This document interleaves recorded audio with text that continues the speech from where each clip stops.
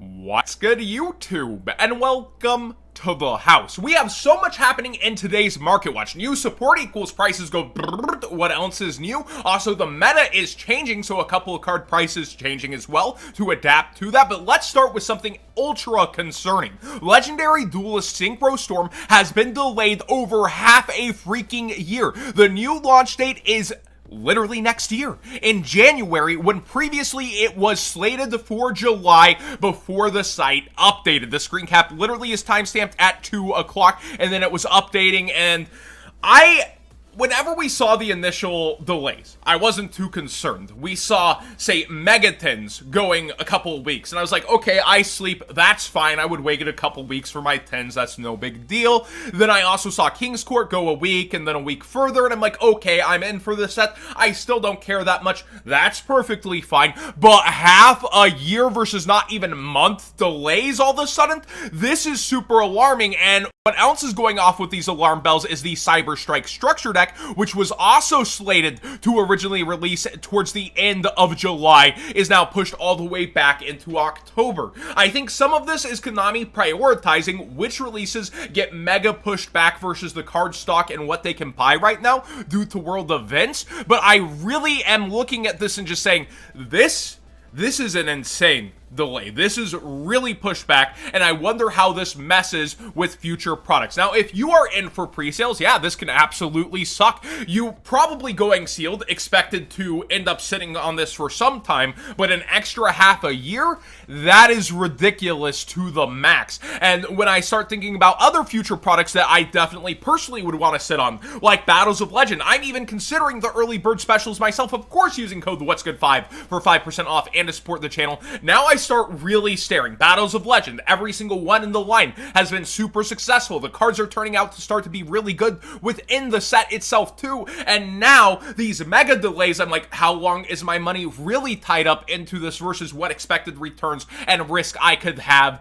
That starts to get a little bit dicey, but I still think for products that have a super successful lineage, I would be going for them. But now other things like Donna Majesty that could fall either way based off of Starlights, like I'm starting to think, how do I really feel about stuff like that? So if you are in the sealed game, let me know how you feel about this. If you're a store, what's going through your mind with this? And then, of course, customers who've tied their money up in this, I cannot even begin to fathom that that feels like a good place to be in, and Konami has itself protected with names and content subject to change, but I really think when it comes to this big of delays, Konami needs to make some kind of statement. They usually are radio silence, they protect themselves that way, but when it comes to this, I really think they should be talking about this themselves and what's going on behind the scenes with transparency to the Yu-Gi-Oh community, and I hope they reach out like that in some way, shape, or form. Let's go ahead and get into today's Market Watch, though. Drytron definitely having stuff surge even further. Cycle Reader was bought out to an extent before with Diviner announced and people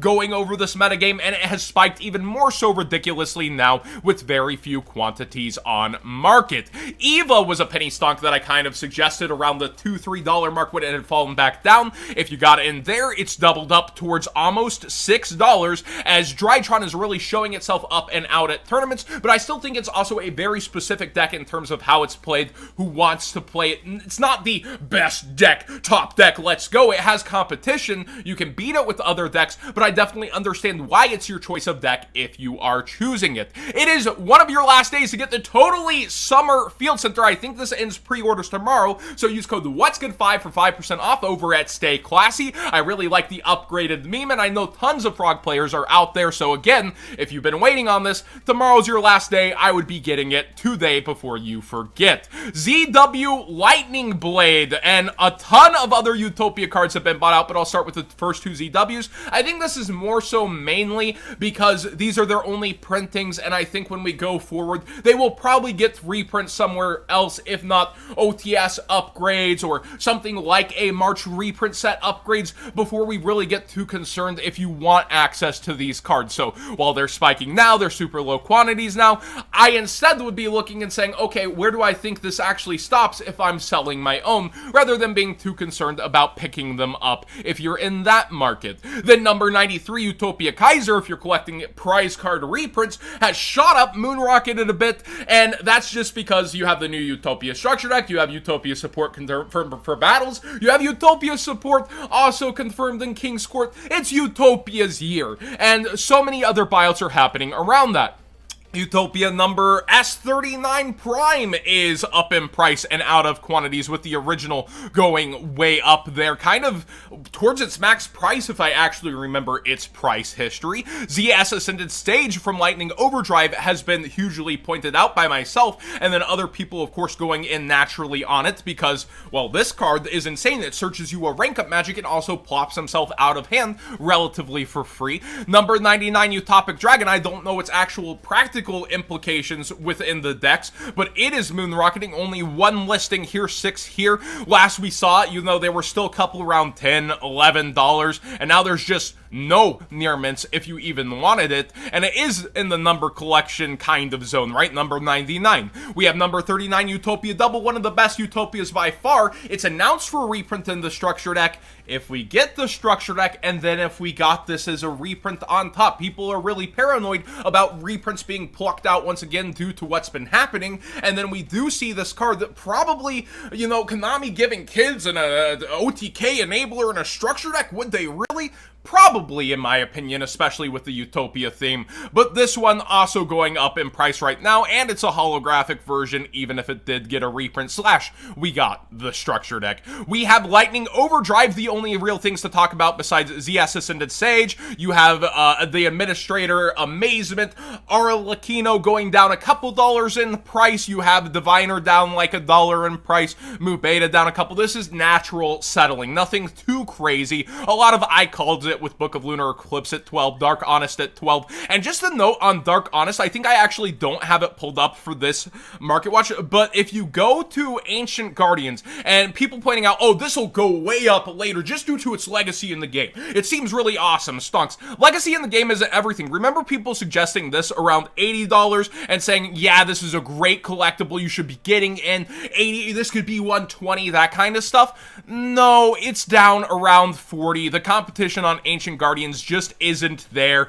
and I could have told you that when Lart wins, smile. But with this card, it just shows that legacy isn't everything. When people go back, niche collectibles don't always perform in a modern market when reprinted in a way to appeal to the modern market. That's why I don't necessarily give all that much credit when it comes to our Dark Honest Secret Rare that will get another printing later, eventually go down in price due to a Mega 10 reprint most likely, and then you have the Secret Rare over time maybe adding to the legacy and collectible after years and years and years.